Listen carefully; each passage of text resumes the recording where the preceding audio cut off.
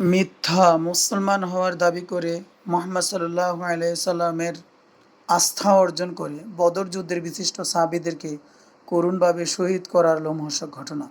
চতুর্থ হিজরির সফর মাসে আজাল এবং কারা গোত্রের কয়েকজন ব্যক্তি রসুল সাল্লাল্লাহু আলাইহি সাল্লামের দরবারে উপস্থিত হয়ে আরজ করল যে তাদের মধ্যে কিছু কিছু ইসলামের চর্চা রয়েছে, কাজেই কোরআন ও দিন শিক্ষাদানের জন্য তাদের সঙ্গে কয়েকজন সাহাবী রাদিয়াল্লাহু আনহুমকে পাঠালেন, ভালো হয়।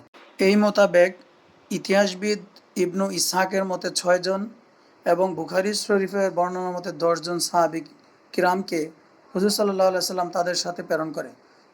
সহিহ বুখারী বর্ণনা মতে আসিম বিন ওমর বিন খাত্তাবের নানা আসিম বিন সাবেতকে এই দলের নেতৃত্ব প্রদান করা হয়। এখানেও বিশেষভাবে উল্লেখ্য যে মক্কার কুরাইশগণ বদর যুদ্ধে তাদের নেত্রী স্থানীয় লোকদেরকে হারিয়েছিল, তাই তারা প্রতিশোধ নেওয়ার জন্য কিছু টাকার বিনিময়ে ভাড়া করে লোকদেরকে মিথ্যা মুসলমান দাবি করে হুজুর সাল্লাল্লাহু আলাইহি সাল্লাম থেকে বদর যুদ্ধের সাহাবীদেরকে নিয়ে প্রতিশোধ গ্রহণ করবে, এটাই ছিল তাদের মূল উদ্দেশ্য। এরা যখন রাবেগ এবং জেদ্দার মধ্যবর্তী স্থানে হুজাইল গোত্রের রাজি নামক ঝর্ণার নিকটে পৌঁছল, তখন আজাল এবং কারা উল্লেখিত ব্যক্তিবর্গ হুজাইল গোত্রের শাখা বনু লেহিয়ানকে তাদের উপর আক্রমণ চালানোর জন্য লেলিয়ে দেয়। এ গোত্রের বিখ্যাত 100 তীরন্দাজ তাদের অনুসন্ধান করতে থাকে। পদচিহ্ন অনুসরণ করতে করতে গিয়ে নাগালের মধ্যে তাদের পেয়ে যায়। সাহাবাগণ একটি পাহাড়ের চূড়ায় আশ্রয় গ্রহণ করেন। এই অবস্থায় বনু লাহিয়ান তাদের চতুর্দিক থেকে ঘিরে ফেলার পর বলতে থাকে, তোমাদের সঙ্গে এই মর্মে আমরা ওয়াদাবদ্ধ হলাম যে তোমরা নিচে নেমে আসলে তোমাদেরকে কাউকে হত্যা করবে না। আসিম রাদিয়াল্লাহু আনহু তাদের প্রস্তাবে সম্মত না হয়ে সঙ্গীদের নিয়ে যুদ্ধে লিপ্ত হন, কিন্তু শত্রুপক্ষের অবিরাম তীর বর্ষণের ফলে 7 জন শাহাদাত বরণ করেন। জীবিত রইল 3 জন, তারা হচ্ছেন খুবাইব, জায়েদ বিন তাসিনা এবং তারেক বিন জিহাদ। বনু লাহিয়ান তাদের ওয়াদা পুনর্ব্যক্ত করলে তারা নিচে নেমে আসে, কিন্তু নাগালের মধ্যে পেয়েই তারা ওয়াদা ভঙ্গ করে ধনুকের সুতা দ্বারা তাদেরকে বেঁধে ফেলে। অঙ্গীকার ভঙ্গের প্রসঙ্গ উল্লেখ করে তৃতীয় সাহাবী তাদের সঙ্গে যেতে অস্বীকার করেন। তারা তাকে জোর করে সঙ্গে নিয়ে যাওয়ার চেষ্টা করতে থাকে, কিন্তু না পেরে শেষ পর্যন্ত তাকে শহীদ করে দেওয়া হয়। এদিকে খুবাইব রাদিয়াল্লাহু আনহু এবং জায়েদ রাদিয়াল্লাহু আনহুকে মক্কায় এনে বিক্রি করে দেওয়া হয়, কেননা তারা বদরের যুদ্ধে মক্কার কাফের নেতাদেরকে হত্যা করেছিল। খুবাইব রাদিয়াল্লাহু আনহু কিছুদিন যাবৎ বন্দী অবস্থায় মক্কাবাসীদের নিকট থাকে। তাকে হত্যা করার উদ্দেশ্যে মদিনা শরীফের বাইরে তানিমে নিয়ে যায়। তাকে শুলে চড়ানোর পূর্ব মুহূর্তে তিনি বলেন, 2 রাকাত সালাত পড়ার জন্য আমাকে সময় দেওয়া হোক। তাকে 2 রাকাত নামাজ পড়ার জন্য যখন সময় দেওয়া হয়, সালাম আনতে অর্থাৎ সালাম ফেরানোর পর তিনি বলেন, যদি তোমাদের এই বলার ভয় না থাকতো যে আমি কিছু করছি তা ভয় পাওয়ার কারণেই, তাহলে আমি আরও দীর্ঘ সময় ধরে নামাজ আদায় করতাম। এরপর তিনি বলেন, অর্থাৎ হে আল্লাহ আমার মালিক, আমাকে হত্যার ব্যাপারে আমার সঙ্গে তারা যা কিছু করতে চায় তুমি আমাকে তাতে ধৈর্য ধারণের শক্তি দান করো, কারণ অল্প সময়ের মধ্যেই তারা আমার মাংসগুলো টুকরো টুকরো করে ফেলবে এবং মৃত্যুর মাধ্যমে আমার সকল আশা আকাঙ্ক্ষা নিরসন ঘটবে। আমাকে হত্যার পূর্বে কুফরি করা কিংবা মৃত্যুবরণ করা, এই দুইয়ের মধ্যে যে কোনো একটি বাছাই করে নেওয়ার সুযোগ দেওয়া হয়েছিল, কিন্তু কুফরি গ্রহণ করা থেকে বিরত থেকে আমি মৃত্যুর পথ বেছে নিয়েছি।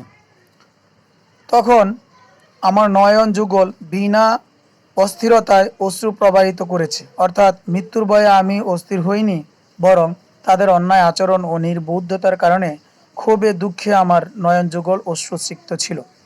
আমি যখন মুসলমান হিসেবে আল্লাহর পথে কাফেরদের হাতে নিহত হচ্ছি, তখন আমার হত্যা যে কোনো অবস্থায় হোক না কেন আমি কোনো কিছুই ভয় করি না। আমি জানি যে মহান আল্লাহ তাআলার সন্তুষ্টি লাভের উদ্দেশ্যে আমার মৃত্যু হচ্ছে। মহান আল্লাহর ইচ্ছা করলে আমার শরীরের বিখণ্ডকৃত প্রতিটি অঙ্গ প্রত্যঙ্গের উপর বরকত দান করতে পারেন। এরপর খুবাইব রাদিয়াল্লাহু আনহুকে আবু সুফিয়ান বলল, তোমার নিকট এটাকে পছন্দনীয় যে তোমার পরিবর্তে মুহাম্মদ সাল্লাল্লাহু আলাইহি সাল্লামকে আমাদের এখানে পেয়ে তার গ্রীবা অর্থাৎ গলা কর্তন করি, আর তুমি নিজে আত্মীয় স্বজন সহ জীবিত থাকো। তিনি বললেন, আরে না, আল্লাহর শপথ, আমার নিকট এটাই তো সহনীয় নয় যে আমি আপন আত্মীয় স্বজন নিয়ে বেঁচে থাকি এবং তার পরিবর্তে মুহাম্মদ সাল্লাল্লাহু আলাইহি সাল্লাম যেখানেই আছেন, যে অবস্থায় আছেন, ওইখানে একটি কাটার আঘাত লাগুক, এটাই আমি সহ্য করতে পারি না। এরপর মুশরিকরা তাকে শুলে চড়িয়ে হত্যা করলো এবং তার লাশ দেখানোর জন্য লোক নিযুক্ত করে দিন। কিন্তু আমির বিন উমাইয়া জামরি রাদিয়াল্লাহু আনহু তথায় আগমন করলে এবং রাত্রিবেলা অত্যন্ত চাতুর্যের সঙ্গে লাশ উঠিয়ে নিয়ে গিয়ে কাফন দাফন করলেন। খুবাইব রাদিয়াল্লাহু আনহুকে শহীদ করেছিল উকবা বিন হারিস। খুবাইব রাদিয়াল্লাহু আনহু তার পিতা হারিসকে বদরের যুদ্ধে কতল করেছিল। সহিহুল বুখারীতে বর্ণিত আছে যে খুবাইব রাদিয়াল্লাহু তাআলা আনহু সর্বপ্রথম সম্মানিত ব্যক্তি, যিনি হত্যার পূর্বে 2 রাকাত সালাত আদায় করার প্রথা চালু করেছিলেন। বন্দী অবস্থায় তাকে আঙ্গুর ফল খেতে দেখা গিয়েছিল, অথচ সেই সময় মক্কায় খেজুরও পাওয়া যাচ্ছিল না। দ্বিতীয় সাহাবী যাকে এই ঘটনায় ধরা হয়েছিল তিনি ছিলেন যায়েদ বিন দাসিনা। সাফওয়ান বিন উমাইয়া তাকে ক্রয় করে নিয়ে পিতার হত্যার প্রতিশোধ গ্রহণ করে।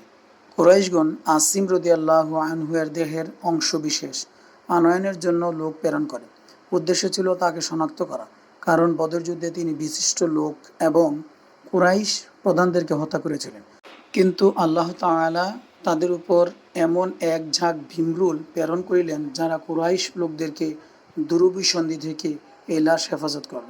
কুরাইশদের পক্ষে লাশের কোনো অংশ গ্রহণ করা সম্ভব হলো না।